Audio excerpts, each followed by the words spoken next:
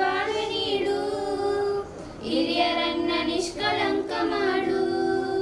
ಸದಾ ನಿನ್ನ ಸೇವೆಯು ನನ್ನದಾಗಲು, ಸತ್ಯದ ಮಾರ್ಗದಿ ನಡೆಯುವಾಗಲು.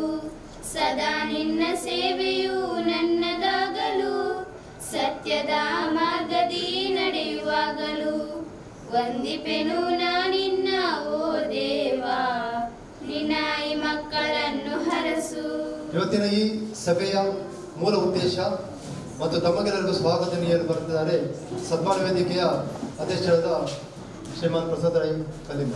ಕಳೆದ ಕೆಲವು ವರ್ಷಗಳಿಂದ ಕ್ಷುಲ್ಲಕ ಕಾರಣಕ್ಕೆ ದಕ್ಷಿಣ ಕನ್ನಡ ಜಿಲ್ಲೆಯಲ್ಲಿ ಆಗಿಂದಾಗೆ ನಡೆಯುತ್ತಿರುವ ಮತೀಯ ಕಳಪೆಗಳಿಂದ ನೊಂದ ಹಲವಾರು ನಿರಪರಾಧಿಗಳು, ಸಂಬಂಧ ಇಲ್ಲದವರು ಪಟ್ಟಂತಹ ಸಾವು ನೋವು ಕಷ್ಟ ನಷ್ಟಗಳನ್ನು ಅವಲೋಕಿಸಿದಾಗ ಇದಕ್ಕೊಂದು ಪರಿಹಾರ ಸಿಗಬೇಕು, ಈ ಸಮಾಜಕ್ಕೆ ನಮ್ಮಿಂದಾದ ಕಿಂಚಿತ್ ಸೇವೆಯನ್ನು ನಾವು ಮಾಡಬೇಕೆಂದು ಸಮಾನ ಮನಸ್ಕರು ಸೇರಿಕೊಂಡು ಕಟ್ಟಿದಂತಹ ತಂಡವೇ ಸದ್ಭಾವನಾ ವೇದಿಕೆ.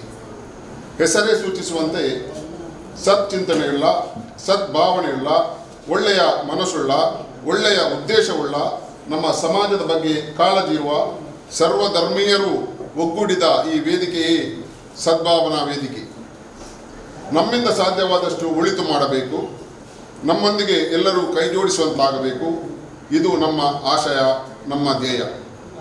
ಮುಖ್ಯವಾಗಿ ಸಮಾಜದಲ್ಲಿ ಧರ್ಮದ ಹೆಸರಿನಲ್ಲಿ ಗಲಭೆಗಳಾದಾಗ ನಮ್ಮ ತಂಡ ಪ್ರದೇಶಕ್ಕೆ ಹೋಗಿ ನಿಜವನ್ನು ಅರಿತು ಇಲ್ಲ ಸಲ್ಲದ ಗಾಳಿ ಸುದ್ದಿಯನ್ನು ಹಬ್ಬದಂತೆ ನೋಡಿಕೊಂಡು ಸ್ಥಳೀಯ ಧಾರ್ಮಿಕ ನಾಯಕರನ್ನು ಕರೆಸಿಕೊಂಡು ಪೊಲೀಸ್ ವ್ಯವಸ್ಥೆಯ ನೆರವಿನೊಂದಿಗೆ ಸಮಸ್ಯೆಯನ್ನು ತಳಮಟ್ಟದಲ್ಲಿಯೇ ಬಗೆಹರಿಸಿ ಶಾಂತಿಯನ್ನು ಕಾಪಾಡಿಕೊಂಡು ಬರುವುದು ನಮ್ಮ ಮೂಲ ಉದ್ದೇಶ.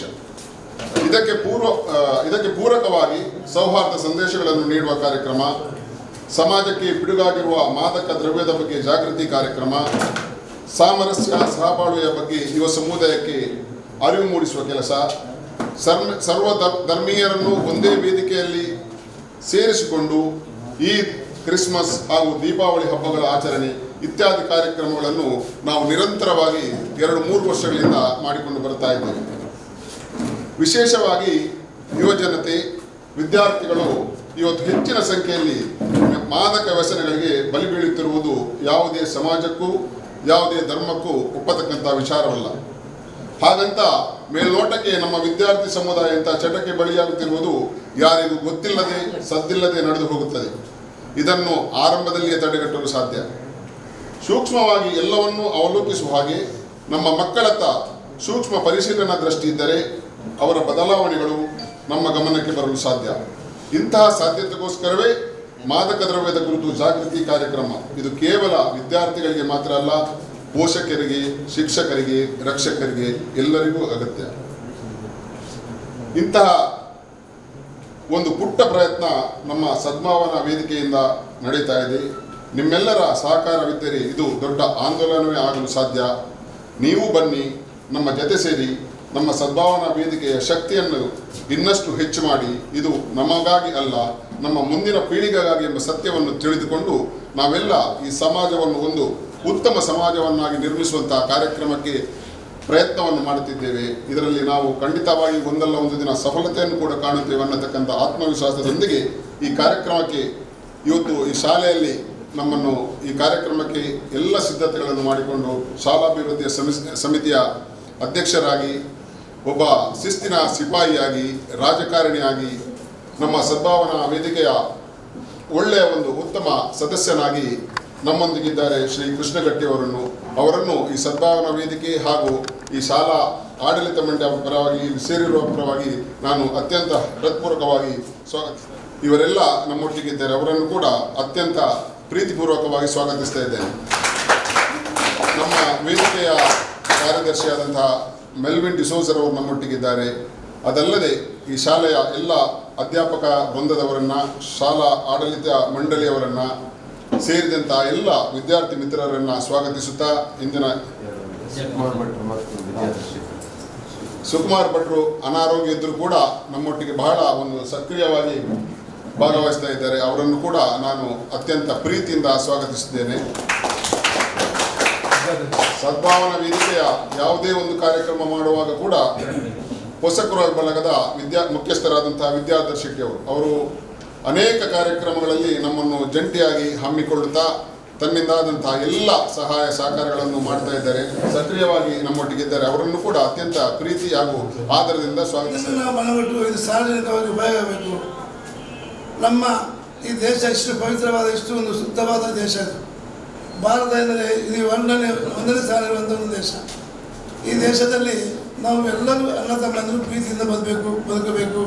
ನಮ್ಮಲ್ಲಿ ಏನು ಭೇದ ಭಾವ ಇರ್ಬೋದು. ಒಂದು ಸಣ್ಣ ಪುಟ್ಟ ಘಟನೆ ಆದರೆ ನಾವು ಕೂಡಲೇ ಅದರ ಕೋಮಿಗೆ ರೂಪ ಅವತಾರ ಮಾಡಿಸಿ ರೂಪ ಕೊಟ್ಟು ಅಂಥ ಬೇಡದ ಕೆಲಸವನ್ನೆಲ್ಲ ಮಾಡಿ ಜನರಿಗೆ ಈಗಿನ ಪರಿಸ್ಥಿತಿ ಯಾವ ರೀತಿ ಇದೆ, ಸರ್ಕಾರ ಅದಕ್ಕೂ ಸಪೋರ್ಟ್ ಮಾಡ್ತಾಯಿದೆ.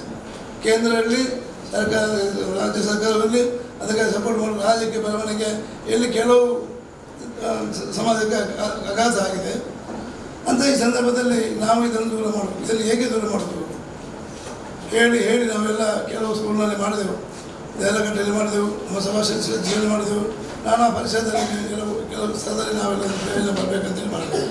ಎಷ್ಟೋ ಉಪಕಾರ ನಮಗಾಗಿದೆ. ಒಂದು ಬಂಧುತ್ವ ಬಂದಿದೆ ಅಂದರೆ ಈಗ ಯಾವುದೋ ಒಂದು ಜಾತಿ ಮತ ಕೋಮಿನ ಗಲಾಟೆ ಇಲ್ಲ. ಅಣ್ಣ ತಮ್ಮಂದಿರು ಎಲ್ಲ ಈ ದೇಶದಲ್ಲಿ ಪ್ರೀತಿಯಿಂದ ಬದುಕಬೇಕು ಅನ್ನೋ ಒಂದೇ ಒಂದು ಆಸೆಯಿಂದ ನಮ್ಮ ಈ ಕುಟುಂಬ, ಈ ಭಾರತ ದೇಶದ ಒಂದು ಕುಟುಂಬ, ಇದು ಯಾವ ರೀತಿ ಬದುಕಬೇಕು, ಜಾತಿ ಮತ ಭೇದವನ್ನು ಯಾವುದೂ ನಾವು ತೋರಿಸ್ಬಾರದೆ ಒಂದೇ ತಾಯಿಯ ಮಕ್ಕಳೇ ಬದುಕಬೇಕು ಅನ್ನೋ ಒಂದೇ ಒಂದು ಉದ್ದೇಶದಿಂದ ಈ ಕಾರ್ಯಕ್ರಮವನ್ನು ಮಾಡ್ತಾ ಇದ್ದೇವೆ. ನಿಮಗೆ ಗೊತ್ತಿರ್ಬೋದು, ಮೊನ್ನೆ ಇದು ಒಂದು ಉಡುಪಿಯಿಂದ ಬೆಂಗಳೂರಿಗೆ ಒಂದು ಸಂದರ್ಭ, ಒಂದು ಫ್ಯಾಮಿಲಿ, ಅದು ಹಿಂದೂ ಫ್ಯಾಮಿಲಿ, ಹೆಂಡತಿ ಮಕ್ಕಳು ತಂದೆ ತಾಯಿ ಎಲ್ಲ ಪ್ರಯಾಣ ಮಾಡ್ತಿದ್ದಾರೆ. ಅಂಥ ಸಮಯದಲ್ಲಿ ಏನಾಯಿತು ಘಟನೆ ಪೇಪರ್ನ ಓದಿರೋದು, ಅದು ನಾನೊಂದು ಹೇಳ್ತಾ ಇದ್ದೀನಿ. ಇವರು ಫಸ್ಟ್ ಕ್ಲಾಸ್ ರಿಸರ್ವೇಷನ್ ಕಂಪೌಂಡ್ ಮಾಡಿದ್ದಾರೆ. ಅದರಲ್ಲಿ ಒಂದು ಕ್ಯಾಬಿನ್ ಇವರಿಗಿದೆ, ಪಕ್ಕದಲ್ಲಿ ಅದರ ಸೈಡ್ನಲ್ಲಿ ಇನ್ನೊಂದು ಕ್ಯಾಬಿನಲ್ಲಿ ಮಾತುಕತೆ ಆಯಿತು, ದೋಸೆ ಆಯಿತು, ಅದು ಇದು ನಾವು ನೀವು ಎಲ್ಲಿ ಮಾತುಕತೆ ಆಯಿತು. ಆ ಕ್ಯಾಬಿನಲ್ಲಿದ್ದಂಥ ವ್ಯಕ್ತಿಗಳು ಮಜಾ ಮಾಡ್ಕೊಳ್ಳಿ, ಅದೇ ಕ್ಯಾಬಿನಲ್ಲಿದ್ದ ವ್ಯಕ್ತಿಗಳು ಹೊರಗಿಂದ ತಯಾರಿಕೆ ಬರ್ತದೆ, ಪಾನೀಯ ಬರ್ತದೆ. ಆ ಪಾನೀಯವನ್ನು ಸ್ವಲ್ಪ ಓಪನ್ ಮಾಡಿ ಅದಕ್ಕೆಲ್ಲ ಈ ಮಾದಕ ದ್ರವ್ಯವನ್ನು ಮಿಕ್ಸ್ ಮಾಡಿದೆವು. ಮಿಕ್ಸ್ ಟ್ರೈನ್ ಹೋಯಿತು. ಸಾಯಂಕಾಲ 6-7 ಗಂಟೆಗೆ ಪ್ರಯಾಣ ಮುಂದುವರಿತು. ಬೆಳಿಗ್ಗೆ ಆಗುವಾಗ ಜನರ ಕಿವಿಯಲ್ಲಿದ್ದ ಓಲೆ ಒಂದು ಸೈಡ್ ಮಲಗಿದ ಹೆಂಗಸ ಒಂದು ಓಲೆ ಹಿಡಿತು, ಬಾಕಿ ಎಲ್ಲ ಬಂಗಾರ, ಓಲೆ, ಕಿಸೆಲ್ಲ 15-20 ರೂಪಾಯಿ ಕ್ಯಾಶ್, ಇದೆಲ್ಲ ದೋಚಿ ಕಾರಣವಾಯಿತು. ಮತ್ತು ನಾವು ಯಾರು ನಂಬೋದು, ಪ್ಯಾಸೆಂಜರೇ ಬಂದು ಈ ರೀತಿ ಒಂದು ಮಾಡುವಂಥ ಒಂದು ಸಂದರ್ಭ. ಈ ಮಾದಕದಲ್ಲಿ ಇವಾಗ ಎಷ್ಟು ಪವರ್ ಇದೆ, ಯಾವ ರೀತಿ ನಮ್ಮನ್ನು ಪ್ರಜ್ಞೆ, ನಮ್ಮ ಮೈಂಡಲ್ಲಿ ಅಪ್ಸೆಟ್ ಪ್ರಜ್ಞೆ ತಪ್ಪಿ ಹೋಗಿದೆ ನಮಗೆ. ಇಂಥ ಒಂದು ಸಂದರ್ಭದಲ್ಲಿ ಇಂಥ ಚಟುವಟಿಕೆ ಸಮಾಜದಲ್ಲಿ ತುಂಬ ಆಗ್ತದೆ. ಇದೆಲ್ಲ ದೂರ ಆಗಬೇಕು. ಇದು ಬಹಿರಂಗವಾಗಿ ಸಮಾಜಕ್ಕೆ ತಿಳಿಸಬೇಕು. ಇಂಥ ಒಂದು ತೊಡಕನ್ನು ದೂರ ಮಾಡಬೇಕು ಅನ್ನೋ ಒಂದೇ ಒಂದು ಉದ್ದೇಶದಿಂದ ನಾವು ಇವತ್ತು ನಮ್ಮ ಸರ್ಕಾರಿ ಪ್ರೌಢಶಾಲಾ ಸೋಮೇಶ್ವರ ವೃಕ್ಷದಲ್ಲಿ ಈ ಒಂದು ಕಾರ್ಯಕ್ರಮವನ್ನು ಮಾಡಿದ್ದೇವೆ. ನನ್ನ ಪ್ರೀತಿಗೆ ಕರೆಗೊಟ್ಟು ಸದ್ಭಾವನಾ ವೇದಿಕೆ, ಹೊಸಕುರ ಬಳಗ ಮತ್ತೆಲ್ಲ ಹೆಚ್ಚಿನ ಸಂಖ್ಯೆಯಲ್ಲಿ ಪೇರೆಂಟ್ಸ್ ಬರೆದಿದ್ರು ನನಗೆ ಸ್ವಲ್ಪ ನಾನು ನಿಮ್ಮ ಬಗ್ಗೆ ನಾನು ಕೋಪದಲ್ಲಿ ಮಾತಾಡಬಹುದು. ಒಂದು ವಾರ್ಡ್ ಕೊಟ್ಟರೆ ನಮ್ಮ ಆರ್ಮೇಲೆ ಆಗಿಲ್ಲ. ನಮ್ಮ ಮಂತ್ರಿಗಳು ನನಗೆ ವಾರ್ಡ್ ಕೊಟ್ಟರೆ ಅರ್ಧ ಗಂಟೆಯಲ್ಲಿ ಈ ಕಾರ್ಡನ್ನು ಕಳಿಸಿದ್ದಾರೆ. ನಮ್ಮ ಎಲ್ಲ ಶಾಲೆ ಸಾಕ್ಷಿ ಇದೆ. ಅರ್ಧ ಗಂಟೆ ಹಣ ಗಂಟು ಅಂತ ನೋಡಲಿಲ್ಲ. JCB ಲೆವೆಲ್ ಮಾಡಿದ್ರು. ಅಂಥ ಮೂಮೆಂಟ್ ನಿಮ್ಮಲ್ಲಿ ಕೂಡ ಬರಬೇಕು. ಈ ಆ್ಯಕ್ಷನ್ ಕ್ವಿಕ್ ಆ್ಯಕ್ಷನ್ ಇವತ್ತೇಳಿ ನಾನೇ ಮಾಡೋಲ್ಲ. ಆ ಆ್ಯಕ್ಷನ್ ನಿಮ್ಮಲ್ಲಿ ಕೂಡ ಬರಬೇಕು. ಇಂಥ ತಾವು ಮಾಡುವಂಥ ಕೆಲಸ ಈ ಸಮಾಜಕ್ಕೆ ಮಾಡುವ ಎಲ್ಲ ಕೆಲಸಕ್ಕೆ ತಾವೆಲ್ಲ ಭಾಗಿಯಾಗಬೇಕು. ಅಂಥ ಸಂದರ್ಭದಲ್ಲಿ ನಿಮ್ಮ ಸಹಕಾರವನ್ನು ನಾನು ಕೋರ್ತಾ ನಾನು ಮಾತಾಡಲಿಕ್ಕೆ ತುಂಬಿದೆ. ನಮ್ಮ ಪ್ರಜ್ಞಾ ಸಲಹೆಗಳು ತುಂಬ ಇದ್ದಾರೆ, ಹೆಚ್ಚಾಗಿ ನಾನು ಮಾತಾಡೋದಿಲ್ಲ. ಆದ್ದರಿಂದ ನಿಮ್ಮ ಎಲ್ಲ ಬಂದಂಥ ಎಲ್ಲ ಅತಿಥಿಗಳ ಪ್ರೀತಿ ಆಧಾರವನ್ನು ಸ್ವೀಕರಿಸುತ್ತಾ ಈ ಸಂದರ್ಭದಲ್ಲಿ ನಿಮಗೆಲ್ಲರಿಗೂ ದೇವರು ಆಯುರಾರೋಗ್ಯ ಸುಖ ಸಂಬಂಧ ಕೊಟ್ಟು ಕಾಪಾಡಬೇಕು. ಅದು ಅಲ್ಲದೆ ಇಂಥ ಚಟುವಟಿಕೆಗಳು ನಡೆದಂತೆ ಸಮಾಜದಲ್ಲಿ ಈ ಒಂದು ಮಾದಕ ವಸ್ತುವಿನ ಒಂದು ತೀವ್ರ ಹಾವಳಿ ಕಳೆದ 5 ವರ್ಷಕ್ಕಿಂತ ಮುಂಚೆ ತುಂಬ ಇತ್ತು. ಕಳೆದ 5 ವರ್ಷ ಹಿಂದೆ ಸ್ನೇಹ ಉಡುಪ ಅನ್ನುವ ಸೆಕೆಂಡ್ PUC ವಿದ್ಯಾರ್ಥಿನಿ, ಅವಳು ಹೆರೋಯಿನ್ ಎಡಿಕ್ಟ್ ಆಗಿದ್ಲು. ಅವಳು ತುಂಬ ಮತ್ತೆ ಅವಳಿಗೆ ಅದನ್ನು ಹೊರಗೆ ಬರಲಿಕ್ಕೆ ಆಗ್ತಾ ಇತ್ತು. ಮನೆಯಲ್ಲಿ ಅವಳಿಗೆ ಕೇಳಿದಾಗ ಹಣ ಸಿಗಲಿಲ್ಲ. ಈ ಒಂದು ಕಾರಣದಿಂದಾಗಿ ಆ ಹುಡುಗಿ ಒಂದು ದಿವಸ ಮನೆಯಲ್ಲಿ ತಂದೆ ತಾಯಿ ಹತ್ರ ಹಣ ಕೇಳಿದಾಗ ಸಿಗದಿದ್ದಾಗ ಮನೆಯಲ್ಲಿ ಒಬ್ಬಳೇ ನಿಂತು ಮನೆಯಲ್ಲಿ ಒಬ್ಬಳೇ ಹ್ಯಾಂಗ್ ಮಾಡಿಕೊಂಡಾದ್ರು ಮನೆಯಲ್ಲಿ ಸುಸೈಡ್ ಮಾಡಿಕೊಂಡಾದ್ರು. ಈ ಘಟನೆಯಿಂದ ಜಿಲ್ಲಾಡಳಿತಕ್ಕೆ ಒಂದು ಒತ್ತಡ ಬಂತು. ಶಾಲಾ ಕಾಲೇಜು ಮಟ್ಟದಲ್ಲಿ ಈ ಒಂದು ಗಾಂಜಾ ಅಥವಾ ಹೆರೋಯಿನ್ ಅಥವಾ ಇನ್ನಿತರ ಡ್ರಗ್ ತುಂಬ ಹಾವಳಿ ಇದೆ, ಇದನ್ನು ಹೇಗಾದರೂ ಮಾಡಿ ತಡೆಗಟ್ಟಬೇಕನ್ನ ಒಂದು ಸಮಿತಿ ರಚನೆ ಆಯಿತು. ಮಾನ್ಯ ಜಿಲ್ಲಾಧಿಕಾರಿಗಳ ಇದರ ಅಧ್ಯಕ್ಷತೆಯಲ್ಲಿ ಜಿಲ್ಲಾ ಮಾದಕ ವಸ್ತು ಸೇವನೆ ತಡೆ ಸಮಿತಿ ಅಂತ ರಚನೆ ಆಯಿತು. ಇದರ ಸಮಿತಿ ಪ್ರಕಾರ ಪ್ರತಿ ತಾಲೂಕಿನಲ್ಲಿ ಕೂಡ ತಾಲೂಕು ದಂಡಾಧಿಕಾರಿಗಳು ಅಂದರೆ ಮುಖ್ಯವಾಗಿ ತಹಸೀಲ್ದಾರ್ ಕೂಡ ಈ ಒಂದು ಕಾರ್ಯಕ್ರಮದ ಪ್ರತಿ 3 ತಿಂಗಳಿಗೊಮ್ಮೆ ಈ ಪ್ರಗತಿ ಪರಿಶೀಲನೆ ನಡೆಸ್ತಾರೆ. ನಮ್ಮದು ಕಳೆದ 2 ವರ್ಷ ಮುಂಚೆ ಈ ಒಂದು ಸಭೆ ಕೂಡ ನಡೆದಿತ್ತು. ಕಳೆದ ತಿಂಗಳು ಕೂಡ ಮಾನ್ಯ ಜಿಲ್ಲಾಧಿಕಾರಿಗಳ ಅಧ್ಯಕ್ಷತೆಯಲ್ಲಿ ಸಮಿತಿ ಸಭೆ ಕೂಡ ನಡೆದಿತ್ತು. ಈಗ ಈ ಒಂದು ಮಾದಕ ವಸ್ತು ಅನ್ನುವಂಥದ್ದು ಏನು ಅಂತ, ಮಾದಕ ವಸ್ತು ಅಂದರೆ ಏನು, ತುಂಬ ಲಾಬಿ ಮಾಡುವಂಥದ್ದು, ತುಂಬ ಜಾಹೀರಾತು ಮಾಡುವಂಥದ್ದು, ತುಂಬ ಅದರ ಬಗ್ಗೆ ತುಂಬ ಪ್ರಮೋಟ್ ಮಾಡಿದರೆ ಅವರಿಗೂ ಕೂಡ 2 ವರ್ಷದಿಂದ 7 ವರ್ಷ ತನಕ ಜೈಲು ಶಿಕ್ಷೆ ವಿಧಿಸುವಂಥ ಅವಕಾಶ ಇದೆ ಕಾನೂನಿನಲ್ಲಿ. ಮತ್ತು ಈ ಇಂಡಿಯಾ ನಮ್ಮ ದೇಶ ಮಟ್ಟದಲ್ಲಿ NDPS ಆ್ಯಕ್ಟ್ ಅಂತ ಇದೆ, narcotic drugs and psychotropic act ಅಂತ 1985 ಮತ್ತು ರಿವೈಸ್ಡ್ ಆ್ಯಕ್ಟ್ 1988. ಈಗ ಈ ಒಂದು ಆ್ಯಕ್ಟ್ ಪ್ರಕಾರ ಕಾನೂನು ಬಾಹಿರ ಡ್ರಗ್ಗನ್ನು, ಶಾಸನದ ವಿರುದ್ಧ ಡ್ರಗ್ಗನ್ನು ಮಾರಾಟ ಮಾಡುವುದು, ಅದನ್ನು ಬೆಳೆಸುವುದು, ಅದನ್ನು ಉತ್ಪಾದನೆ ಮಾಡೋದು, ಅದರ ಸಾಗಾಟ, ಅದರ ಸೇವನೆ, ಅದನ್ನು ಕನ್ಸೀಲ್ಮೆಂಟ್ ಅಂತ ಹೇಳ್ತೇವೆ, ಅಂದರೆ ಅದನ್ನು ಅಡಗಿಸುವಂಥದ್ದು, ಮತ್ತು ಅದನ್ನು ಇಂಪೋರ್ಟ್ ಮಾಡೋದು, ಎಕ್ಸ್ಪೋರ್ಟ್ ಮಾಡೋದು, ಇದು ಕೂಡ ಕಾನೂನಿನ ದೃಷ್ಟಿಯಲ್ಲಿ ಇದು ಅಪರಾಧ. ಅಂದರೆ ಅದು ನಾನ್ ಬೇಲೇಬಲ್ ಅಫೆನ್ಸ್ ಅಂತ ಹೇಳ್ತಾರೆ. ಅಂದರೆ ಕಾನೂನು ನಾನ್ ಬೇಲೇಬಲ್ ಅಂತ ಹೇಳಿದ್ರೆ ಅದು ಜಾಮೀನು ರಹಿತ ಒಂದು ಒಫೆನ್ಸ್ ಅಂತ, ಅಪರಾಧ ಅಂತ ಹೇಳ್ತಾರೆ. ಈ ಅಪರಾಧಕ್ಕೆ ಭಾರತದ ಈ ಕಾನೂನಿನಲ್ಲಿ 10 ವರ್ಷದಿಂದ 20 ವರ್ಷ ತನಕ ಜೈಲು ಶಿಕ್ಷೆ ಇದೆ, ಮತ್ತು 1 ಲಕ್ಷದಿಂದ 2 ಲಕ್ಷ ತನಕ ದಂಡ ಇದೆ. ಆದರೆ ನಾವು ನೋಡ್ತೇವೆ, ಈಗ ನಮ್ಮ ಸ್ಥಾನ ಉಸ್ತುವಾರಿ ಅಧ್ಯಕ್ಷರು ಮಾತಾಡಿದಾಗೆ ಈ ಒಂದು ವರ್ಷದಲ್ಲಿ ಗಾಂಜಾದ ಹಾವಳಿ ನಿಜವಾಗಿ ಎಲ್ಲರಿಗೂ ಗೊತ್ತಿದೆ. ಇದು ನಮ್ಮ ಪೊಲೀಸ್ ಡಿಪಾರ್ಟ್ಮೆಂಟ್ಗೆ ಗೊತ್ತಿದೆ, ಎಲ್ಲ ಕಡೆ ಗೊತ್ತಿದೆ, ಎಲ್ಲ ಕಂಪ್ಲೇಂಟ್ ಕೂಡ ಹೋಗಿ ಇರ್ತದೆ. ಆದರೂ ಕೂಡ ಅವರು ಕೂಡ ಏನು ಮಾಡೋದಂತ ತಿಳಿತಾರೆ. ನಿಜವಾಗಿ ಇದು ಒಂದು ವ್ಯಕ್ತಿಯ ಸಮಸ್ಯೆ ಆಗಿರ್ತದೆ, ಇದೊಂದು ಕುಟುಂಬ ಸಮಸ್ಯೆ ಆಗಿರ್ತದೆ. ಇದು ಇವತ್ತೊಂದು ಸಾಮಾಜಿಕದ ಅಥವಾ ಒಂದು ರಾಷ್ಟ್ರ ಮಟ್ಟದ ಅಥವಾ ರಾಜ್ಯ ಸಮಸ್ಯೆ ಆಗಿ ಅದೊಂದು ತುಂಬ ಒಂದು ಹಾವಳಿಯನ್ನು ಮಾಡ್ತಾ ಇದೆ. ಈಗ ಈ ಒಂದು ಡ್ರಗ್ ಅನ್ನುವಂಥದ್ದು ಅಥವಾ ಮಾದಕ ವಸ್ತು ಅನ್ನುವಂಥದ್ದು ಅದು ಯಾರನ್ನು ಕೂಡ ಬುದ್ಧಿವಂತನನ್ನಾಗಿ ಮಾಡುವುದಿಲ್ಲ, ಯಾರನ್ನು ಕೂಡ ಜ್ಞಾನಿಯಾಗಿ ಮಾಡುವುದಿಲ್ಲ, ಯಾರನ್ನು ಕೂಡ ಚತುರನಾಗಿ ಮಾಡುವುದಿಲ್ಲ. ಆದರೂ ಕೂಡ ಇದು ಎಷ್ಟೇ ಬುದ್ಧಿವಂತ ಇರಲಿ, ಎಷ್ಟೇ ಬರಹಗಾರ ಇರಲಿ, ಎಷ್ಟೇ ಟ್ಯಾಲೆಂಟೆಡ್ ಇರಲಿ, ಎಷ್ಟೇ ಬುದ್ಧಿವಂತ ಇರಲಿ, ಅಂಥವರನ್ನು ಮಂಕ್ ಮಾಡುವಂಥ ಅಥವಾ ನಂಬನೆಸ್ ಅಂತ ಮಂಕ್ ಮಾಡುವಂಥ ಒಂದು ಶಕ್ತಿಯನ್ನು ಹೊಂದಿದೆ. ಈ ಶಕ್ತಿ ಹೊಂದಿರುವಂಥ ಈ ಮಾದಕ ವಸ್ತು ಅಂದರೆ ಏನು ಅಂತ, ವಾಟ್ ಇಸ್ ಡ್ರಗ್ ಅಂತ. Sir, what is drug? Next, what is drug? ಯಾವುದೇ ಮಾದಕ ವಸ್ತುವನ್ನು ಸೇವನೆ ಮಾಡಿದಾಗ ಅಥವಾ ಯಾವುದೇ ರಾಸಾಯನಿಕ ವಸ್ತುವನ್ನು ಸೇವನೆ ಮಾಡಿದಾಗ ಆ ವ್ಯಕ್ತಿಯಲ್ಲಿ ಭಾವನಾತ್ಮಕವಾಗಿ ಮತ್ತು ಮಾನಸಿಕವಾಗಿ ಮತ್ತು ದೈಹಿಕವಾಗಿ ಬದಲಾವಣೆ ಆದರೆ ಅದನ್ನು ನಾವು ಡ್ರಗ್ ಅಂತ ಹೇಳ್ತೇವೆ.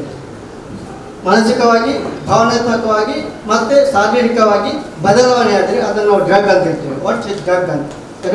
ನೆಕ್ಸ್ಟ್, ಒಂದು ಆರೋಗ್ಯ ಉತ್ತಮಪಡಿಸಲಿಕ್ಕೆ, ಅಥವಾ ನಾವು ಸೌಖ್ಯ ಪಡಲಿಕ್ಕೆ, ಅಥವಾ ಶಾರೀರಿಕವಾಗಿ ಅಸೌಖ್ಯವಾದಾಗ ಅದನ್ನು ಗುಣಪಡಿಸಲಿಕ್ಕೆ ಯೂಸ್ ಮಾಡ್ತಿದ್ರೆ ಅದನ್ನು ಡ್ರಗ್ ಅಂತ ಹೇಳ್ತೇವೆ. ಡ್ರಗ್ ಯೂಸ್ ಅಂತ, ಡ್ರಗ್ಗಿನ ಉಪಯೋಗ ಅಂತ. ಈಗ next, what is drug abuse?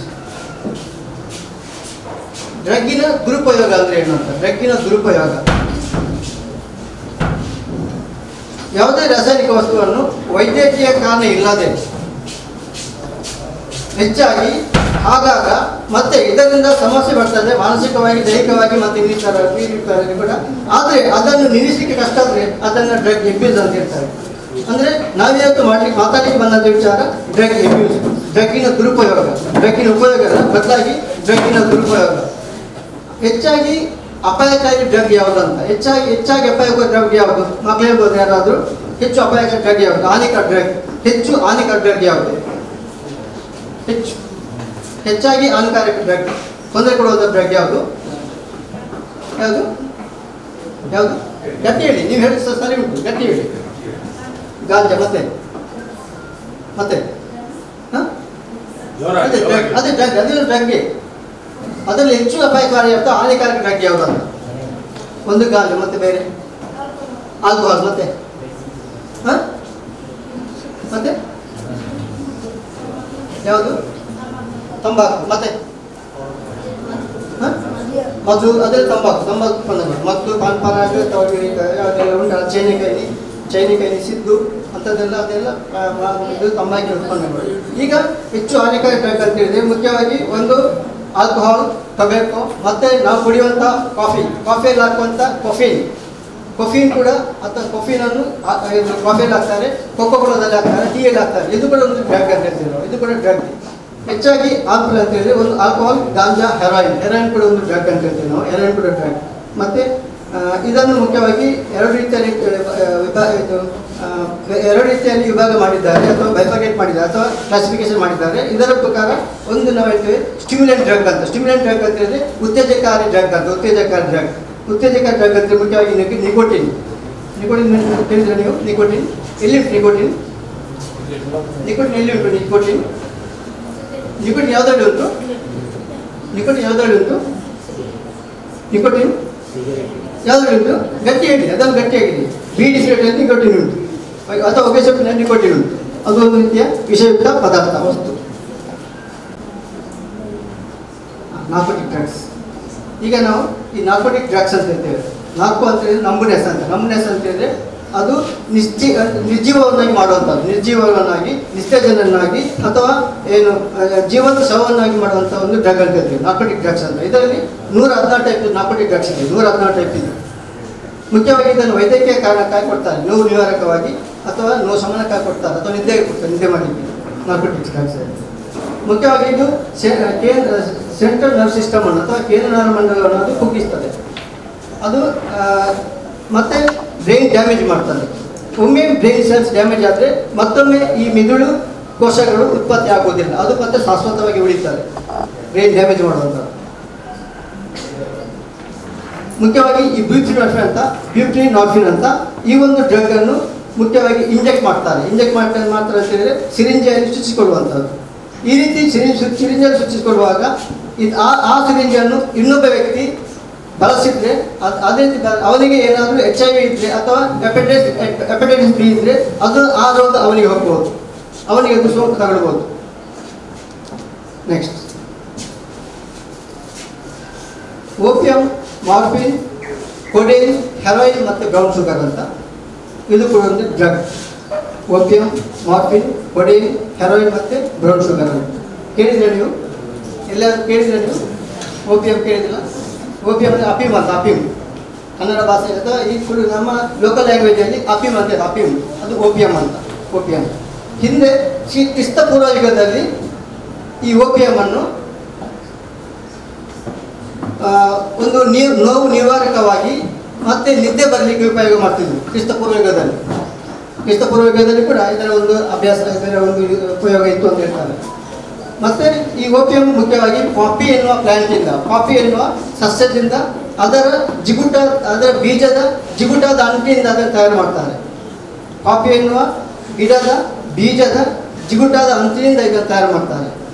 ತುಂಬ ಹೈಲಿ ಎಡಿಕ್ಟಿವ್ ಅಂತ ಹೇಳ್ತೇವೆ, ತುಂಬ ಹೆಚ್ಚು ಇದು ಎಡಿಕ್ಟ್ ಮಾಡುವಂಥದ್ದು ಓಪಿಯಂ, ಮಾರ್ಫಿನ್ ಮತ್ತು ಕೊಡೇನ್ ಮತ್ತು ಹೆರೋಯಿನ್ ಅಂತ ಹೇಳಿದರೆ ಹೆರೋಯಿನನ್ನು ಮುಖ್ಯವಾಗಿ ಅದು ತುಂಬ ಸುಲಭವಾಗಿ ಬಳಸ್ತಾರೆ. ಇದನ್ನು ಹೇಳ್ತಾರೆ ಇದು ಕಿಲ್ಲರ್ ಡ್ರಗ್ ಅಂತ. ಕಿಲ್ಲರ್ ಡ್ರಗ್ ಅಂತ ಹೇಳಿದ್ರೆ ಅದು ಸಾಯುವುದು, ಅಂದರೆ ಅದಕ್ಕೆ ಒಮ್ಮೆ ನಾವು ಬಲಿ ಬಿದ್ದರೆ ಮತ್ತೆ ಅದು ನಮ್ಮನ್ನು ಸಾವಿನಲ್ಲಿ ಎಂಡ್ ಮಾಡ್ತದೆ, ನಮಗೆ ಕೊನೆಗೆ ಇರುವಂಥದ್ದು ಮತ್ತೆ ನಾವು ಸಾಯುವಂಥದ್ದು, ಅದು ಮೃತ್ಯುವಿನಲ್ಲಿ ನಮ್ಮನ್ನು ಕೊನೆಗೊಳಿಸ್ತದೆ. ಈ ಒಂದು ಹೆರೋಯಿನ್ ಮುಖ್ಯವಾಗಿ 4 ರೀತಿಯಲ್ಲಿ ಉಪಯೋಗ ಮಾಡ್ತಾರೆ. ಒಂದು ಇಂಜೆಕ್ಟ್ ಮಾಡುವಂಥದ್ದು, ಮತ್ತೊಂದು ಮೂಗಿನಲ್ಲಿ ಈ ರೀತಿ ವಾಸನೆ ಮಾಡುವಂಥದ್ದು, ಅಥವಾ ಮೂಗಿಗೆ ಇದನ್ನು ತುರಿಸುವಂಥದ್ದು ಈಗ ನಸೆಸಿಡುವಾಗಿ, ಮತ್ತು ಸ್ಮೋಕ್ ಮಾಡುವಂಥದ್ದು. ಇದು 4 ರೀತಿಯಲ್ಲಿ ಇದನ್ನು ಉಪಯೋಗ ಮಾಡ್ತಾರೆ.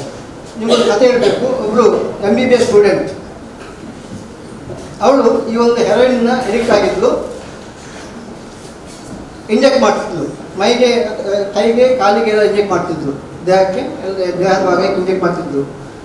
ಕೊನೆಗೆ ಅವಳಿಗೆ ಇಂಜೆಕ್ಟ್ ಮಾಡಲಿಕ್ಕೆ ಸ್ಥಳ ಇಲ್ಲ, ಕೈಯಲ್ಲಿ ಇಲ್ಲ. ಕೊನೆಗೆ ಅವಳ ತೊಡೆಗೆ ಇಂಜೆಕ್ಟ್ ಮಾಡಿದ್ಳು, ಸಿರಿಂಜನ್ನು ತೊಡೆಗೆ ಸಿಕ್ಕಿಸ್ಕೊಂಡ್ರು. ಅಲ್ಲಿ ರಿಯಾಕ್ಷನ್ ಆಯಿತು, ಅಲ್ಲಿ ಗಾಯ ಆಯಿತು. ಗಾಯ ಆಗಿ ಅದು ದೊಡ್ಡ ಒಂದು ಹೋಲ ಇದೆ. ಆ ಹೋಲಲ್ಲಿ ಆ ತೂತಿನಲ್ಲಿ ಒಂದು ತೆಂಗಿನಕಾಯಿ ಇಡುವಷ್ಟು ಜಾಗ ಇತ್ತು. ಗೊತ್ತಾಯ್ತಲ್ಲ?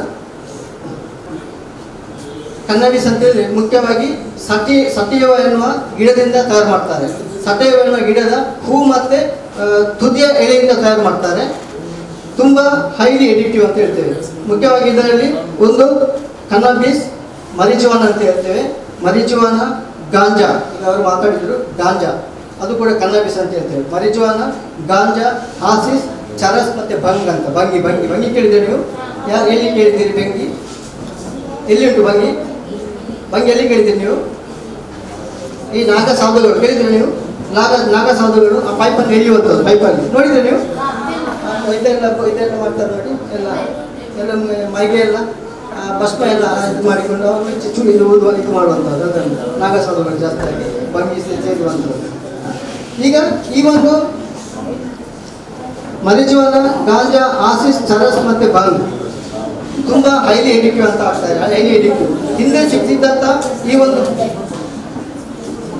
ಈಗ ಸಿಗುವಂಥ ಈ ಒಂದು ಭಂಗ್ ಯಾವುದು, ಈಗ ಮರಿಜುವಾನ ಅಥವಾ ಗಾಂಜಾ ಅದು ಹಿಂದೆ ಸಿಕ್ತಿತ್ತು. ಅದಕ್ಕಿಂತ ಕೂಡ 15 ಪಟ್ಟು ಜಾಸ್ತಿ ಪವರ್ಫುಲ್ ಅಂತ ಈಗ ಸಿಗುವಂಥದ್ದು. 15 ಪಟ್ಟು ಕೂಡ ಜಾಸ್ತಿ ಪವರ್ಫುಲ್. ಹಿಂದೆ ಅಷ್ಟು ಪವರ್ಫುಲ್ ಇರಲಿಲ್ಲ, ಈಗ 15 ಪಟ್ಟು ಪವರ್ಫುಲ್ ಜಾಸ್ತಿ ಆಗಿದೆ. ಹಾಗೆ ಇದರಿಂದ ಹೊರಗೆ ಬರಲಿಕ್ಕೆ ಕಷ್ಟ ಆಗ್ತದೆ. ಮುಖ್ಯವಾಗಿ ಗಾಂಜಾ ಎಡಿಕ್ಟ್ ಆದವರು, ಗಾಂಜಾಕ್ಕೆ ಅವಲಂಬನೆ, ಅದಕ್ಕೆ ಗಾಂಜಾ ಚಟ ಬೆಳೆಸಿದವರು ಕೊನೆಗೆ ಅವರಿಗೆ ಕೆಲವು ಅಂದರೆ ಗಾಂಜಾ ಸೇವನೆಯಿಂದ ಅವರ ಇಡೀ ದೇಹದ ಭಾಗಕ್ಕೆ ತುಂಬ ಹಾನಿ ಆಗ್ತದೆ. ಮುಖ್ಯವಾಗಿ ಅವರ ರೆಸ್ಪಿರೇಟರಿ ಸಿಸ್ಟಮ್ ಅಂದರೆ ಉಸಿರಾಟ ವ್ಯವಸ್ಥೆಗೆ ತೊಂದರೆ ಆಗ್ತದೆ. ಮತ್ತೊಂದು ಅವರ ಇಮ್ಯೂನ್ ಸಿಸ್ಟಮ್ ಅಂತ ಹೇಳಿದ್ರೆ ಅವರ ರೋಗ ನಿರೋಧಕ ಶಕ್ತಿ ಕಡಿಮೆ ಆಗುವಂಥದ್ದು.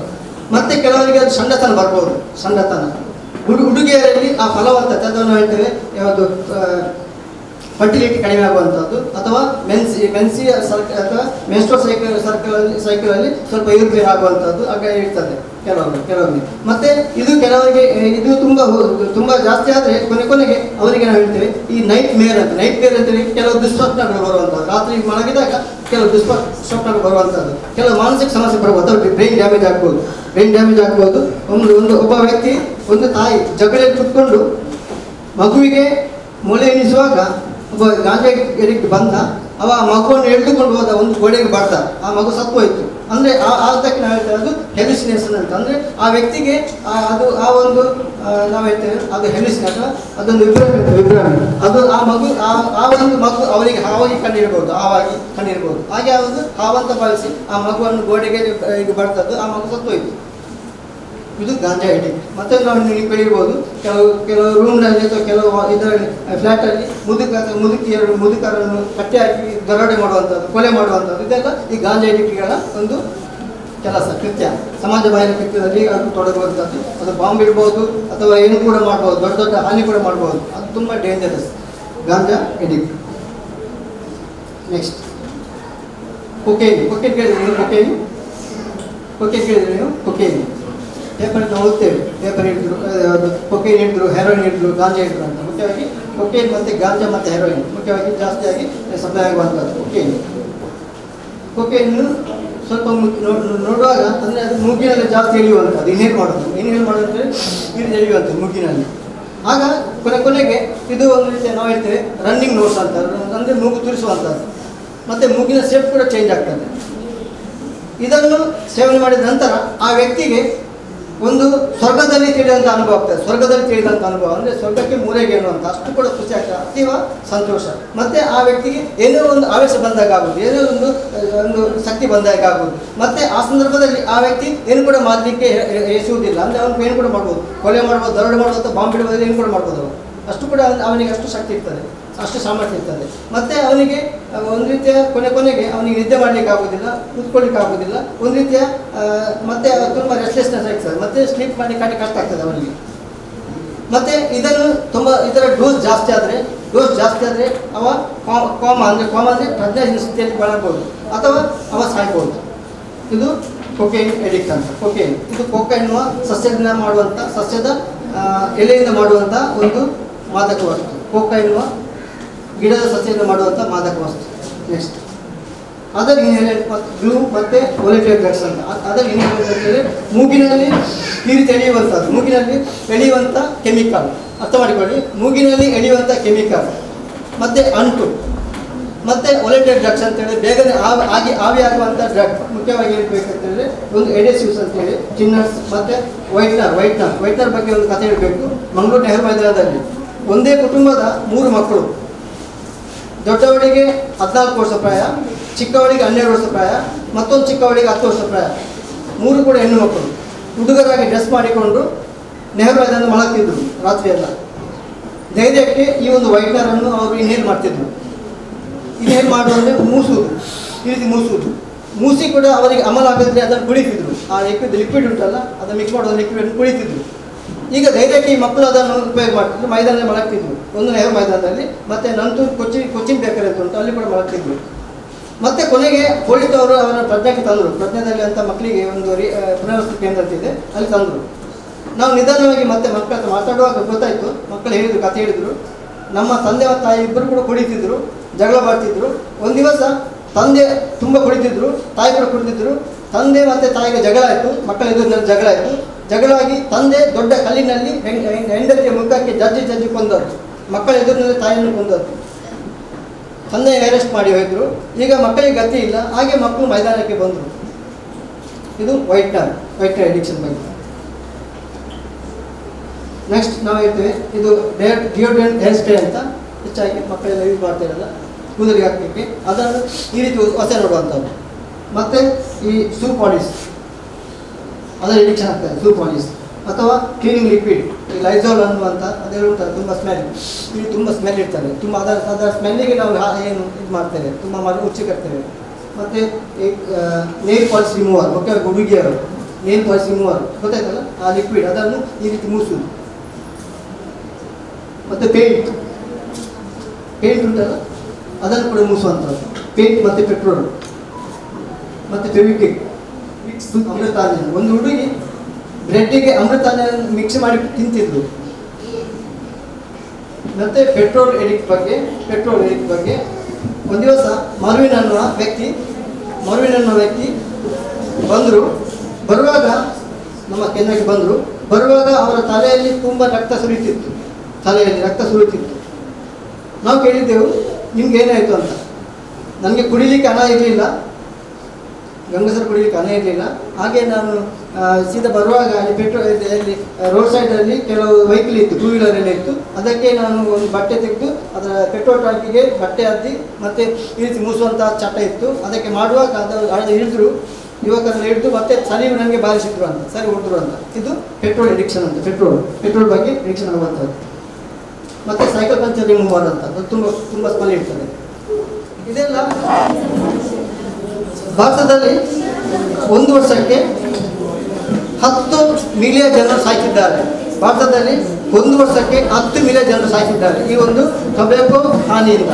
ಟೊಬ್ಯಾಕೋ ಸಂಬಂಧಿ ಕ್ಯಾನ್ಸರ್ ಅಥವಾ ಇನ್ನಿತರ ರೋಗ ಇರ್ಬೋದು, ಅದರಿಂದ 10 ಮಿಲಿಯನ್ ಜನರು ಸಾಯ್ತಿದ್ದಾರೆ. ಭಾರತದಲ್ಲಿ 1 ವರ್ಷಕ್ಕೆ 20 ಲಕ್ಷ ಜನರು ಹೊಸದಾಗಿ ಈ ಒಂದು ಚಟಕ್ಕೆ ಸೇರ್ತಿರುವಂಥದ್ದು, ಹೊಸದಾಗಿ 20 ಲಕ್ಷ ಜನರು. ಮತ್ತು ಭಾರತದಲ್ಲಿ ಪ್ರತಿ ದಿವಸ 55,000 ಮಕ್ಕಳು ಈ ಒಂದು ಚಟಕ್ಕೆ ಬಲಿಯಾಗ್ತಿದ್ದಾರೆ. ಪ್ರತಿ ದಿವಸ 55,000 ಮಕ್ಕಳು ಈ ಚಟಕ್ಕೆ ಬಲಿಯಾಗ್ತಿದ್ದಾರೆ. ಕಳೆದ ನಾನೀಗ ಹೇಳಿದಂಥ ಈ ಒಂದು ಸಭೆಯಲ್ಲಿ ನಾನು ಆವಾಗ ಹೇಳಿದ್ದು, ಮಂಗಳೂರು ನಗರ ಆಯುಕ್ತರ ಕಚೇರಿಯಲ್ಲಿ, ನಗರ ಪೊಲೀಸ್ ಆಯುಕ್ತರ ಕಚೇರಿಯಲ್ಲಿ ಮೀಟಿಂಗ್ ಆದಾಗ ಮಕ್ಕಳ ಹಕ್ಕುಗಳ ಆಯೋಗದ ಅಧ್ಯಕ್ಷರು ಒಂದು ಕಥೆ ಹೇಳಿದರು. ಒಂದು ಹುಡುಗನ ಬಗ್ಗೆ. ಒಬ್ಬ ಹುಡುಗ ಇದ್ದ, ರೈಲ್ವೆ ಸ್ಟೇಷನಲ್ಲಿ ಇದ್ದ. ಅವನಿಗೆ ಯಾರೂ ಇಲ್ಲ, ಅವ ಅನಾಥ ಹುಡುಗ. ಅವ ಬೇಡ್ತಿದ್ದ. ಆಗ ಒಮ್ಮೆ ಅವರು ಸಿಕ್ಕಿ ಅವ್ರು ಕೇಳಿದ್ರು, ಆ ಹುಡುಗ ಸಿಕ್ಕಿ, ನೀನು ಬೆಳಿಗ್ಗೆ ಬ್ರೇಕ್ಫಾಸ್ಟ್ಗೆ ಏನು ಮಾಡ್ತೀಯ ಅಂತ. ಬೆಳಿಗ್ಗೆ ಬ್ರೇಕ್ಫಾಸ್ಟಿಗೆ ನಾನು ಬೇಡ್ತೇನೆ, ಹಣ ಸಿಕ್ಕದಾಗ ನಾನು ಒಂದು ತಂಬಾಕು ತಿಂತೇನೆ ಅಂತ, ಸಿದ್ದು ಯಾವುದೋ ಒಂದು ಪಾನ್ಪರ ತಿಂತೇನೆ ಅಂತ, ಒಂದು ತಿಂತಾನೆ. ಮತ್ತು ಮಧ್ಯಾಹ್ನಕ್ಕೆ ಏನು ಮಾಡ್ತಾನೆ, ಮಧ್ಯಾಹ್ನಕ್ಕೆ ಬೇಡ್ತೇನೆ, ಬೇಡಿ ಹಣ ಸಿಕ್ಕಿದ್ರೆ ಮತ್ತೊಂದು ತಂಬಾಕು ತಿಂತೇನೆ ಅಂತ, ಮತ್ತೊಂದು ಪ್ಯಾಕೆಟ್ ತಿಂತೇನೆ ಅಂತ. ಮತ್ತು ರಾತ್ರಿ ನನಗೆ ಹಣ ಬೇಡ್ತೇನೆ, ಹಣ ಸಿಗದಾಗ ಮತ್ತೊಂದು ನಾನು ತಿಂತೇನೆ. ಅಂದರೆ ಇದು ಮುಖ್ಯವಾಗಿ ಮುಖ್ಯವಾಗಿ ಅದು ನಿಯಂತ್ರಣ ಮಾಡ್ತಾರೆ, ಹಸಿವು ನಿಯಂತ್ರಣ ಮಾಡುವಂಥದ್ದು. ಮತ್ತು ಈ ಒಂದು ತಂಬಾಕಿನಿಂದ 56% ಗಂಡಸರು ಮತ್ತು 40% ಹೆಂಗಸರು ಕ್ಯಾನ್ಸರ್ಗೆ ಬಲಿಯಾಗ್ತಿದ್ದಾರೆ. ಮತ್ತು ಈ ಒಂದು ತಂಬಾಕಿನ ಒಟ್ಟು ಯಾವುದು ವ್ಯಸನಿಗಳಲ್ಲಿ 12ರಿಂದ 14 ವಯಸ್ಸಿನ ಮಕ್ಕಳು 21 ಸೆಕೆಂಡ್ ಇದ್ದಾರೆ. ಒಟ್ಟು ವ್ಯಸನಿಗಳಲ್ಲಿ 12ರಿಂದ 14 ವಯಸ್ಸಿನ ಮಕ್ಕಳು 21 ಸೆಕೆಂಡ್ ಇದ್ದಾರೆ. ಮತ್ತು ಈ ಒಂದು ಟೊಬ್ಯಾಕೋ ಮುಖ್ಯವಾಗಿ ಅದನ್ನು ಸೇವನೆ ಮಾಡಿದಾಗ ಅದು ಮುಖ್ಯವಾಗಿ 8 ನಿಮಿಷಕ್ಕೆ 8 ಸೆಕೆಂಡಿಗೆ ಬ್ರೈನ್ ಸೇರ್ತದೆ ಮತ್ತು ರಕ್ತವಾಹಿನಿಯನ್ನು ಸೇರ್ತದೆ. ರಕ್ತವಾಹಿನಿಯನ್ನು ಸೇರಿ ಈ ಟೊಬ್ಯಾಕೋದ ನಿಕೋಟಿನ್ ಅದು ನಮ್ಮ ರಕ್ತಕ್ಕೆ ಈ ಆಕ್ಸಿಜನ್ ಸಪ್ಲೈ ಆಗೋದು ತಡೀತದೆ. ಆಗ ಇದು ಮತ್ತೆ ಕೊನೆಗೆ ಇದರ ಎಡಿಕ್ಷನ್ ಜಾಸ್ತಿ ಆದಾಗೆ ಅದು ಪಾರ್ಶ್ವವಾಯು ಬಂದು ಸಾಯ್ಬೋದು ಆ ವ್ಯಕ್ತಿ. ಒಂದು ದಿವಸ ನಾನು KMCಗೆ ಮಂಗಳೂರು KMCಗೆ ಜ್ಯೋತಿ ಹತ್ರ KMCಗೆ ಹೋದದ್ದು ನಮ್ಮ ಸಂಬಂಧಿಕರ ನೋಡಲಿಕ್ಕೆ. ಆವಾಗ ಒಬ್ಬರು ನಾನು ನನ್ನ ಸಂಬಂಧಿಕರ ಹತ್ರ ಮಾತಾಡುವಾಗ ಒಂದು ಪೇಷಂಟ್ ಬಂದು ಬೆಡ್ಡಿಗೆ ಹಾಕಿದ್ರು ಅವರಿಗೆ ಪ್ರಜ್ಞೆ ಇರಲಿಲ್ಲ. ಮತ್ತು ಸಂಜೆ ಅವರು ಎಚ್ಚರಾದರು. ಸಂಜೆ ಎಚ್ಚರಾಗಿ ಅವರು ಮಾತಾಡಿದರು. ಏನಂತೇಳಿದರೆ ಅವರು ಬೆಳಿಗ್ಗೆ 10 ಗಂಟೆಗೆ ಅವರನ್ನು ಆಪರೇಷನ್ ಥಿಯೇಟ್ರಿಗೆ ತಗೊಂಡೋಗಿದ್ದಾರೆ. 10 ಗಂಟೆಗೆ ಸಂಜೆ 3 ಗಂಟೆ ತನಕ ಅಲ್ಲಿ ಇದ್ದರು, ಆಪರೇಷನ್ ಥಿಯೇಟ್ರಲ್ಲಿ ಇದ್ದರು. ಅವರಿಗೆ ನಾನು ಕೇಳಿದ್ದೆ ಏನಾಯಿತು ಏನಂತ ಕೇಳುವಾಗ ಅವ್ರು ಹೇಳ್ತಿದ್ರು, ನಾನು ಚೈನ್ ಸ್ಮೋಕರ್ ಆಗಿದ್ದೆ, ತುಂಬ ನಾನು ಸ್ಮೋಕ್ ಮಾಡ್ತಿದ್ದೆ. ಹಾಗೆ ನನಗೆ ಹಾರ್ಟ್ ಅಟ್ಯಾಕ್ ಆಯಿತು. ಹಾಗೆ ಅದು ನನಗೆ ಮೇಜರ್ ಸರ್ಜರಿ ಆಯಿತು. ಅದಕ್ಕೆ ನಾನು ಈಗ ಇಷ್ಟು ಲೇಟ್ ಆಯಿತು ಅಂತ. ಮತ್ತೆ 1-2 ನಂತರ ಅವರು ಗುಣಮುಖರಾದರು. ಮತ್ತೆ ನನ್ನ ಹತ್ರ ಹೇಳಿದರು. ಆಗ ಮೊದಲು ಹೇಳಿದರು ನನಗೆ ಅಂದರೆ ಇನ್ನು ನನಗೆ ಸಿಗರೇಟ್ ಬೇಡ ಅಂತ, ಇನ್ನು ನನಗೆ ಸತ್ರು ಬೇಡ ಅಂತ. ಈಗ 2 ನಂತರ ಡಿಸ್ಚಾರ್ಜ್ ಆಯಿತು. ಡಿಸ್ಚಾರ್ಜ್ ಆಗುವಾಗ ನಂತ ಮಾತಾಡಿದರು. ಅವ್ರು ಹೇಳ್ತಾರೆ ನನಗೆ ಈಗ ಸಿಗರೇಟ್ ಸೇವನೆ ಮಾಡಲಿಕ್ಕೆ ಆಸೆ ಆಗ್ತದೆ ಅಂತ. ಅಂದರೆ ಅಷ್ಟು ಕೂಡ ತುಂಬ ಎಡಿಕ್ಟಿವ್, ಅಂದರೆ ಅಷ್ಟು ಕೂಡ ಇದು ತುಂಬ ಎಡಿಕ್ಟಿವ್ ಅಂತ ಹೇಳ್ತಾರೆ ಈ ಒಂದು ಸ್ಮೋಕಿಂಗ್. ಈಗ ನೆಕ್ಸ್ಟ್ ನಾವು ಹೇಳ್ಬೇಕಿದ್ರೆ ಆಲ್ಕೋಹಾಲ್ ಕೇಳಿದ್ರೆ ನೀವು ಆಲ್ಕೋಹಾಲ್ ಅಂದರೆ ಗಂಗಸರ ಅಂತ ಹೇಳ್ತೇವೆ ನಮ್ಮ ಭಾಷೆಯಲ್ಲಿ, ಅಥವಾ ಮದ್ಯ ಅಂತ ಹೇಳ್ತೇವೆ. ಮದ್ಯ ಈ ಒಂದು ಆಲ್ಕೋಹಾಲನ್ನು ಅಥವಾ ಗಂಗಸರವನ್ನು ಅಥವಾ ಮದ್ಯವನ್ನು ಸೇವನೆ ಮಾಡಿದ ನಂತರ ಆ ವ್ಯಕ್ತಿಯ ಜಠರದ ಮೂಲಕ 20% ಇದು ರಕ್ತವಾಹಿನಿ ಸೇರ್ತದೆ. ಮತ್ತು ಸಣ್ಣ ಕರುಳಿನಿಂದ 80% ರಕ್ತವಾಹಿನಿ ಸೇರ್ತದೆ 80%. ಈಗ ಈ ಒಂದು ಆಲ್ಕೋಹಾಲ್ನ ಕೆಮಿಕಲ್ ದೇಹದ ಎಲ್ಲ ಭಾಗ ಕೂಡ ಪ್ರಸಾರ ಆಗ್ತದೆ, ರಕ್ತವಾಹಿನಿ ಸೇರ್ತದೆ, ಎಲ್ಲ ದೇಹದ ಪ್ರಸಾರ ಆಗ್ತದೆ. ಮತ್ತು ಮುಖ್ಯವಾಗಿ ಹಾರ್ಟಿಗೆ ಹೋಗ್ತದೆ, ಮತ್ತು ಲಿವರ್ಗೆ ಹೋಗ್ತದೆ, ಮತ್ತು ಕಿಡ್ನಿಗೆ ಹೋಗ್ತದೆ, ಮತ್ತು ದೇಹದ ಎಲ್ಲ ಭಾಗಕ್ಕೆ ಹೋಗ್ತದೆ. 20% ಇದರಿಂದ ದೇಹದಿಂದ ಹೊರಗೋಗ್ತದೆ. ಒಂದು ಮೂತ್ರದಲ್ಲಿ, ಮತ್ತೊಂದು ಉಸಿರಾಟದಲ್ಲಿ, ಮತ್ತು ಬೆವರಿನಲ್ಲಿ ಹೊರಗೋಗ್ತದೆ. ಈಗ ಈ ಒಂದು ನಮ್ಮ ದೇಹದಲ್ಲಿ ಉಳಿದಂಥ ಆಲ್ಕೋಹಾಲ್ 80% ಉಳಿತದೆ. ಅದು ನಮ್ಮ ದೇಹದಲ್ಲಿ ಮುಖ್ಯವಾಗಿ ಲಿವರ್ಗೆ ನಾವು ಹೇಳ್ತೇವೆ ಲಿವರ್ ಸಿರೋಸಿಸ್ ಅಂತ ಹೇಳಿದ್ರೆ ಲಿವರ್ನ ಮೇಲೆ ಅದು ತೂತು ಬಿಡುವಂಥದ್ದು, ಅಥವಾ ಲಿವರ್ ಗಾತ್ರ ಕುಗ್ಗುವಂಥದ್ದು, ಅಂದರೆ ಚಿಕ್ಕದಾಗುವಂಥದ್ದು ಲಿವರ್ ಸಿರೋಸಿಸ್ ಅಂತ ಹೇಳ್ತೀವಿ ನಾವು. ಮತ್ತು ಫ್ಯಾಟಿ ಲಿವರ್ ಅಂತ ಹೇಳಿದ್ರೆ ಲಿವರ್ನಲ್ಲಿ ಚರ್ಬಿ ಅಂಶ ಬೆಳೆಯುವಂಥ, ಅದು ಚರ್ಬಿ ಅಥವಾ ಕೊಬ್ಬು ಬೆಳೆಯುವಂಥದ್ದು. ಆಗ ನೀವು ನೋಡಿರ್ಬೋದು ಕೆಲವು ವ್ಯಕ್ತಿಗಳು ಹೊಟ್ಟೆ ದೊಡ್ಡದಾಗ್ಬೋದು, ಮತ್ತು ಮುಖದಲ್ಲಿ ಮತ್ತು ಮಾತದಲ್ಲಿ ಮೈಕೈಯಲ್ಲಿ ನೀರು ಬರುವಂಥದ್ದು, ಅದು ಫ್ಯಾಟಿ ಲಿವರ್ ಅಂತ ಹೇಳ್ತೇವೆ. ಮತ್ತು ಲಿವರ್ ಜಾಂಡಿಸ್ ಅಂತ ಹೇಳಿ ಅವರಿಗೆ ಒಂದು ರೀತಿಯ ಹಳದಿ ರೋಗ ಅಥವಾ ಕಾಮಾಲೆ ರೋಗ ಬರುವಂಥದ್ದು ಅಂತ ಹೇಳ್ತೇವೆ, ಬರುವಂಥದ್ದು. ಮತ್ತು ಈ ಒಂದು ಕೆಲವರಿಗೆ ನಾವು ಹೇಳ್ತೇವೆ ಕಾರ್ಡಿಯೋಮಯೋಪತಿ ಅಂತ ಹೇಳಿದರೆ ಅದು ಅವನ ಹೃದಯ ಅಥವಾ ಹಾರ್ಟ್ ದೊಡ್ಡದಾಗುವಂಥದ್ದು, ಎನ್ಲಾರ್ಜ್ ಆಗುವಂಥದ್ದು. ಮತ್ತು BP ಜಾಸ್ತಿ ಆಗ್ತದೆ. BP ಜಾಸ್ತಿ ಆಗಿ ಮತ್ತೆ ಕಡಿಮೆ ಆಗೋದು, ಮತ್ತು ಆ ವ್ಯಕ್ತಿ ಒಂದಾದರೂ ಸಾಯ್ಬೋದು, ಅಥವಾ ಪಾರ್ಶ್ವವಾಯು ಬಂದು, ಅಥವಾ ನಾವು ಹೇಳ್ತೇವೆ ಸ್ಟ್ರೋಕ್ ಅಂತ ಹೇಳ್ತೇವೆ, ಸ್ಟ್ರೋಕ್ ಬಂದವ ಮತ್ತೆ ಹಾಸಿಗೆ ಹಿಡಿಬೋದು. ಈಗ ಸಮಯಾವಕಾಶ ಅಭಾವ ಇದೆ. ನಮ್ಮ ಈ ಒಂದು ಸದ್ಭಾವನಾ ವೇದಿಕೆಯ ಈ ಒಂದು ಕಾರ್ಯಕ್ರಮದಲ್ಲಿ ಮಾದಕ ವಸ್ತುವಿನ ಬಗ್ಗೆ ಅರಿವು ಕಾರ್ಯಕ್ರಮಕ್ಕೆ ಈಗ ನಮ್ಮ ಹ್ಯಾರಿ ಡಿಸೋಜ್ ಅವರು ಬರ್ತಾರೆ. ಹ್ಯಾರಿ ಡಿಸೋಜ್ ಅವರು ನಮ್ಮ ತಜ್ಞ DHC ಕೇಂದ್ರದ ಪೀರ್ ಎಜುಕೇಟರ್ ಅವರು ಮುಂದಿನ ಕಾರ್ಯಕ್ರಮವನ್ನು ನಡೆಸಿಕೊಡ್ತಾರೆ. ಶ್ರೀಯುತ ಹ್ಯಾರಿ ಡಿಸೋಜ್ ಅವರು. ಸಭಿಕರಿಗೆ ವಂದನೆಗಳು. ಮತ್ತು ಅದರ ಜೊತೆಯೇ ಒಂದು ನಮ್ಮದು ಕಳಕಳಿಯ ವಿನಂತಿ, ಇನ್ನು ಮುಂದೆ ನಾವಿಲ್ಲಿ ಮಾತಾಡಲಿದ್ದೇವೆ ನರ್ಕೋಟಿಕ್ಸ್ ಅನಾನಿಮಸ್ ಅಥವಾ ಆಲ್ಕೋಹಾಲಿಕ್ಸ್ ಅನಾನಿಮಸ್. ನಮ್ಮದೊಂದು ಸಂಪ್ರದಾಯ ಏನೆಂದರೆ, ನಾವು ಯಾವುದೇ ನಮ್ಮ ಕಾರ್ಯಕ್ರಮಗಳನ್ನು ಫೋಟೋಗ್ರಾಫಿ ಅಥವಾ ವಿಡಿಯೋ ಅಥವಾ ರೆಕಾರ್ಡಿಂಗ್ ನಾವು ಮಾಡಿಸುವುದಿಲ್ಲ. ಸೊ ದಯಮಾಡಿ ಈ ಒಂದು ವಿನಂತಿಯನ್ನು ತಾವೆಲ್ಲ ಮನ್ನಿಸಬೇಕಾಗಿ ನಾನು ತಮ್ಮಲ್ಲಿ ಕೇಳಿಕೊಳ್ತೇನೆ.